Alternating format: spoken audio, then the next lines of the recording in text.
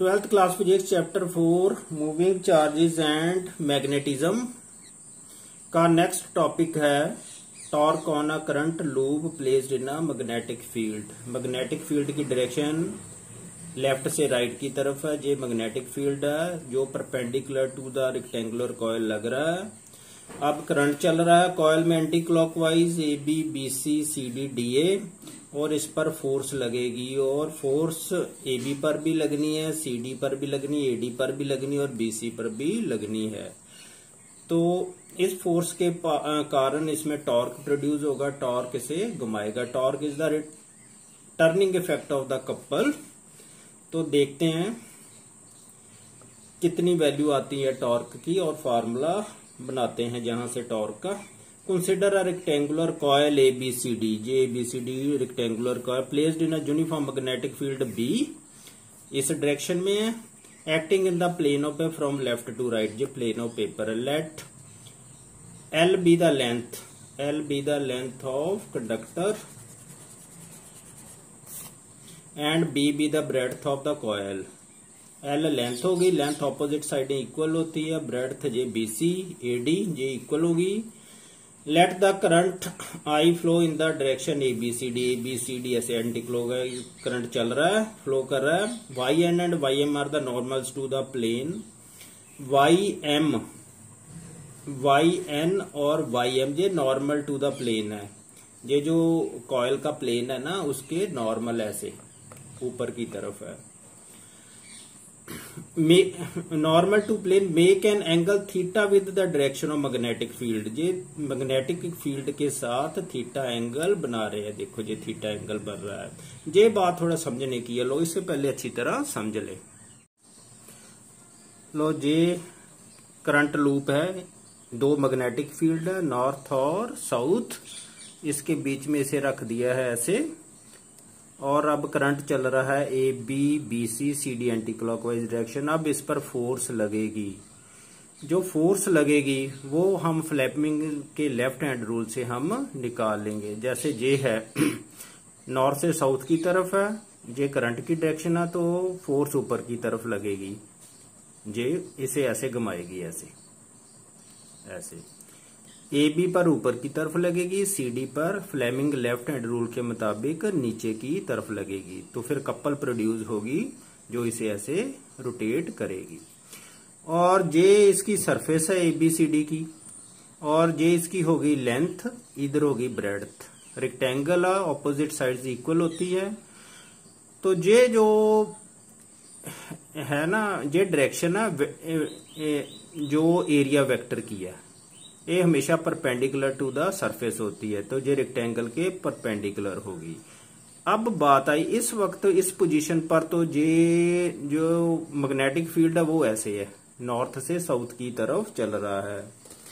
तो इसको हम ऐसे दर्शा सकते हैं। ये एक्चुअली ना जहां है नीचे, तो इसको जो जब ये ऐसे घूमेगा तो इसको मैग्नेटिक लाइंस ऑफ फोर्स को कट करेगा करंट, तो इसमें फोर्स लगेगी। लो देखते हैं किस तरफ लगती है फोर्स, और फोर्स इसे घुमाएगी, करंट के चलने से इसे घुमाएगी, जैसे रोटेट करेगा। अब ये मान लो मैग्नेटिक लाइंस ऑफ फोर्स है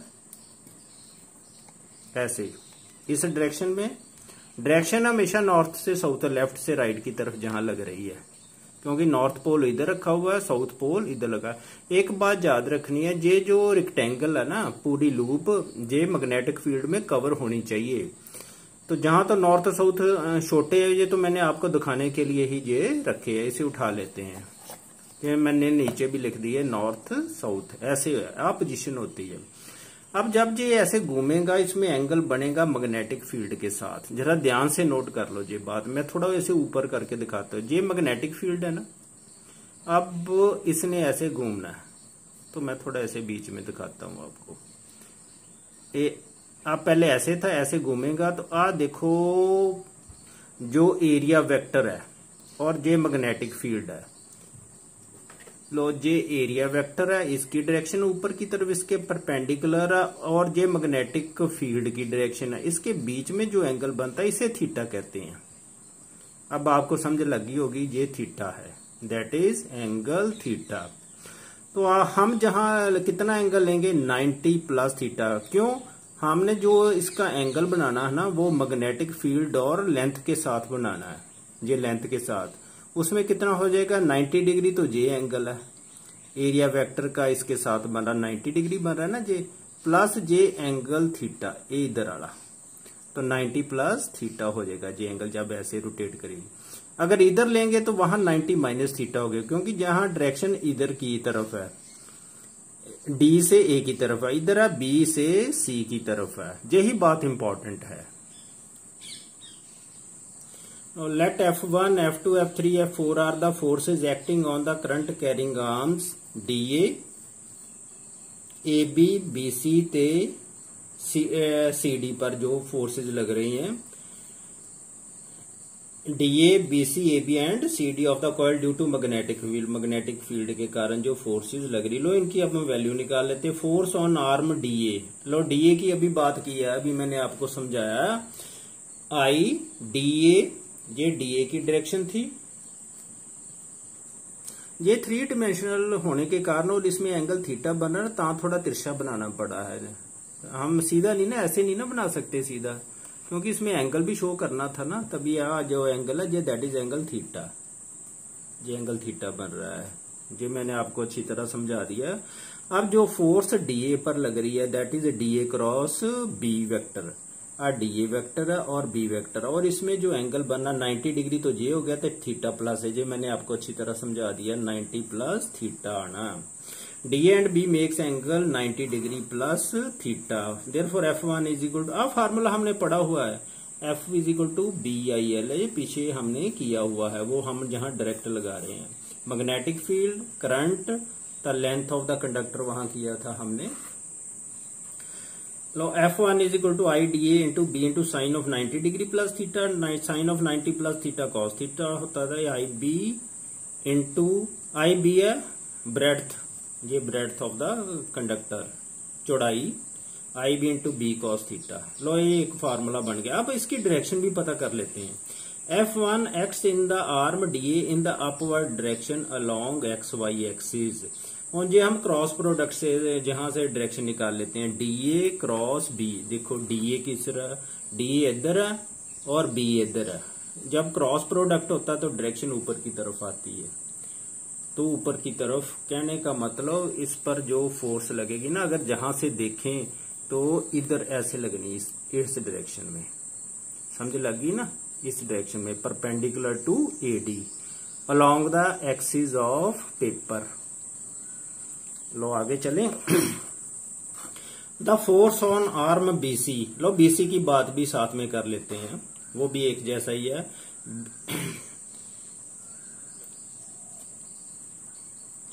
the force on arm BC F2 is equal to I, J current, BC ये length of the side, cross B जो B है। अब इसमें एंगल कितना बनना है ये जरा ध्यान से देखो।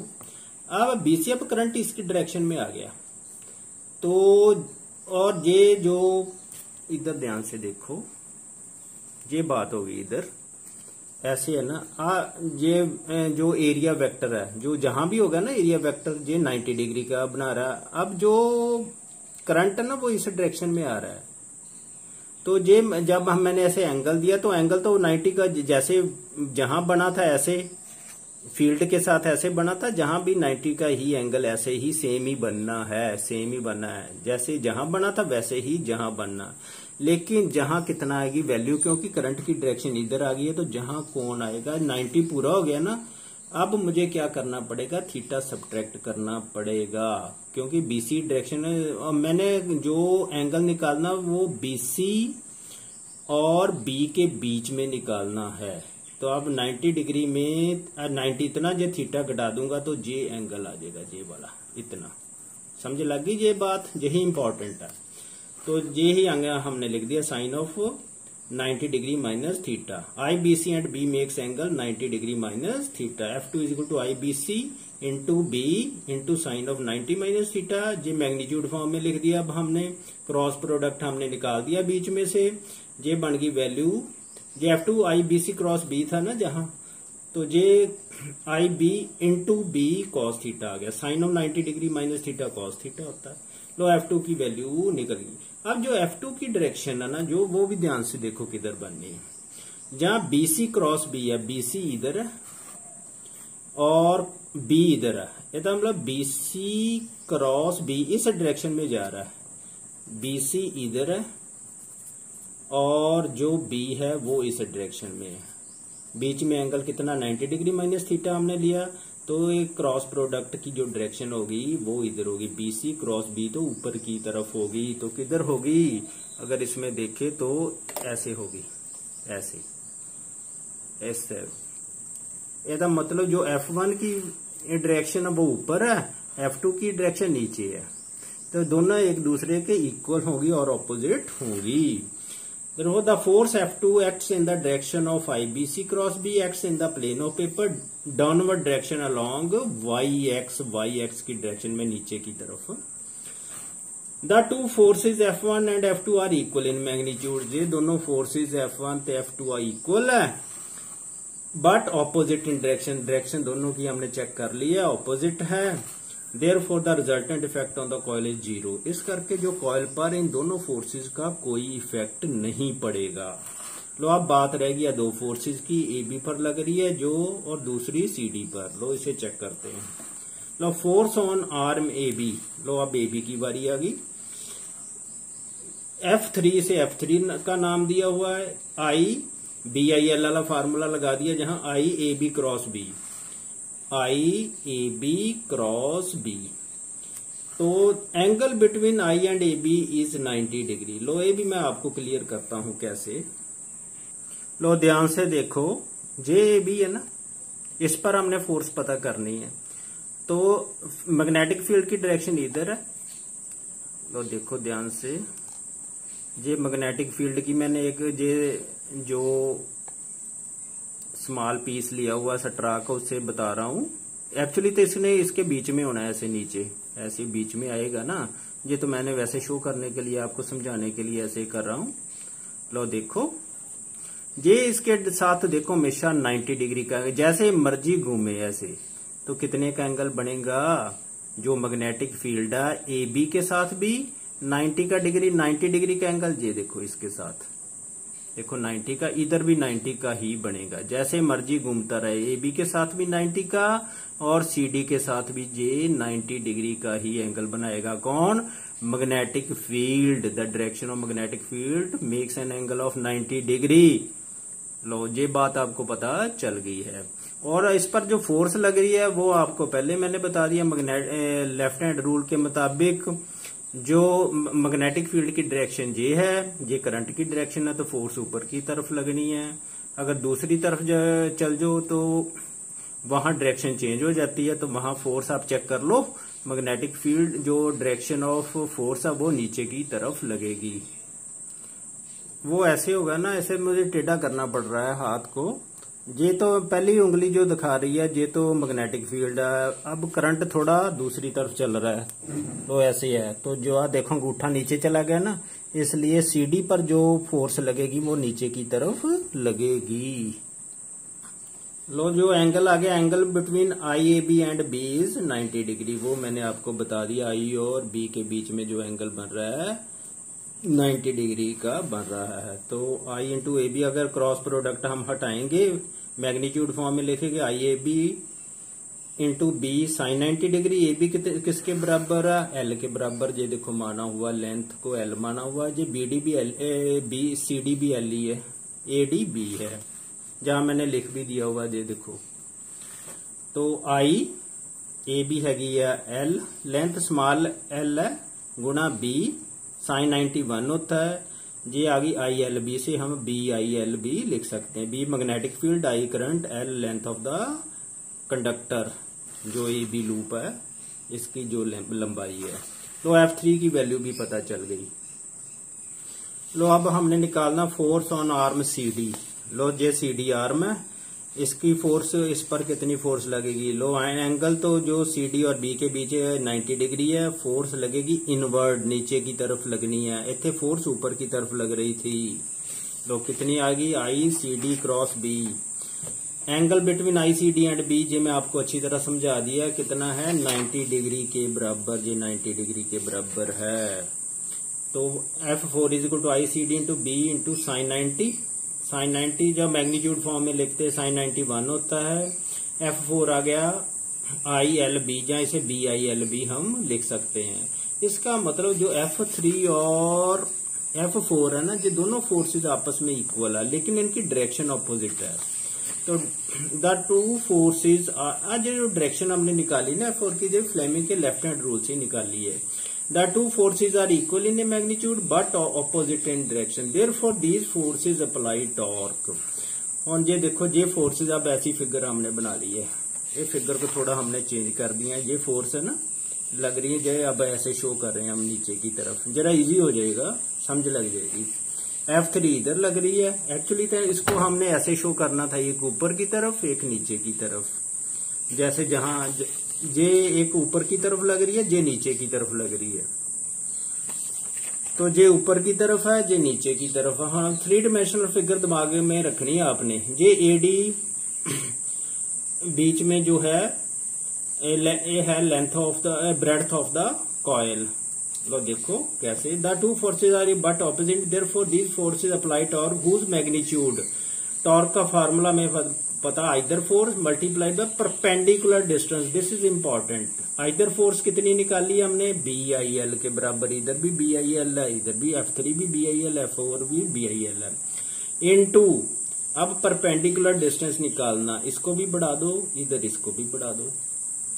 और ये जहां से थोड़ा ध्यान रखना पड़ेगा आपको, आपने ना जहां एंगल थीटा निकाला था, ये देखिए, ये एंगल थीटा निकाला था ना आपने, हमने थीटा इसे मान के चले थे, ये मैंने अच्छी तरह समझा दिया। अगर ये एंगल थीटा है ना, तो ये एंगल पूरा हो गया 90 का, तो ये बीच में एंगल जो बनना है ना, वो कितना बनेगा, 90 डिग्री माइनस थीटा। ये तो आपको पता, मैथ पढ़ते हो आप। वर्टिकली ऑपोजिट एंगल है, ये भी 90 माइनस थीटा, तो जे 90 डिग्री का, तो जे एंगल कितने का बनेगा फिर, थीटा का। जैसे मैथमेटिकल पॉइंट है इसमें। तो जे एंगल थीटा है, तो जहां हम लगाएंगे ट्रिग्नोमेट्री का क्या, परपेंडिकुलर बटा हाइपोटेन्यूज। परपेंडिकुलर बटा हाइपोटेन्यूज किसके बराबर होता है, साइन थीटा। KD बटा AD is equal to sine theta, KD is equal to AD sine theta. AD कितना है मेरे पास, इसकी वैल्यू हमने B रखी हुई है, तो मुझे KD की जो वैल्यू चाहिए, KD बटा AD is equal to sine theta. KD आ गया AD साइन थीटा के बराबर, तो AD कितना है, B साइन थीटा।